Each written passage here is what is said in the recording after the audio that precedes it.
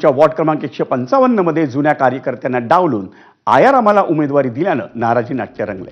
भाजपच्या तिघांनी या वॉर्डमध्ये बंडखोरी करून अपक्ष उमेदवारी अर्ज दाखल केलाय। भाजपच्या जयश्री खरात, हर्ष साळवे आणि शशिकला कांबळे यांनी अपक्ष उमेदवारी अर्ज दाखल केलाय।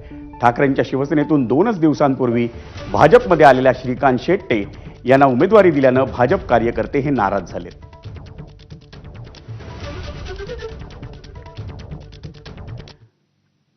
भाजपने विद्यमान आमदार आणि खासदारांच्या नातेवाईकांना महापालिका निवडणुकीत तिकीट न देण्याचा निर्णय घेतल्याचं सांगण्यात येते। पण मुंबई महापालिका निवडणुकीसाठी विधानसभा अध्यक्ष राहुल नार्वेकर यांच्या घरात भाजपने एकच नाही तर 3 तिकीट दिली आहेत। राहुल नार्वेकर यांचे बंधू मकरंद नार्वेकर, त्यांची वहिनी हर्षिता नार्वेकर आणि चुलत बहीण गौरवी नार्वेकर शिवलकर यांना कुलाब्यातल्या 3 वॉर्ड्समधून उमेदवारी देण्यात आली आहे। विधानसभा अध्यक्षांच्या उपस्थितीत त्या 3 उमेदवारांनी आपला अर्ज आज दाखलही केला।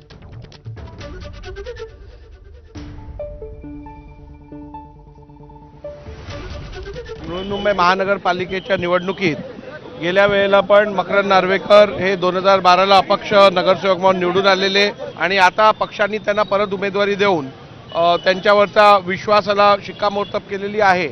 आणि कुलाब्याच्या जनतेची ही सर्वसाधारण मागणी हीच होती की मकरंद नार्वेकर आणि हर्षिता नार्वेकर यांना उमेदवारी देण्यात यावी आणि त्यांनी केलेलं कार्य, त्यांनी केलेली मेहनत, त्यांनी केलेलं लोकसेवा याच्या आधारावरती पक्षाने हा निर्णय घेतलाय।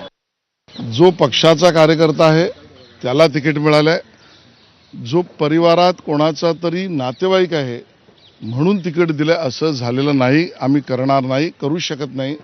दोन्हीही आमचे सिटिंग नगरसेवक आहेत आणि तिसरी सुद्धा आमची पदाधिकारी आहे। आमच्या परिवारातील लोक हे पदाचं नेतृत्व परिवारवादामुळे करत नाहीत। वळूयात पुढच्या बातमीकडे। राज्यातल्या महापालिका निवडणुकीत अर्ज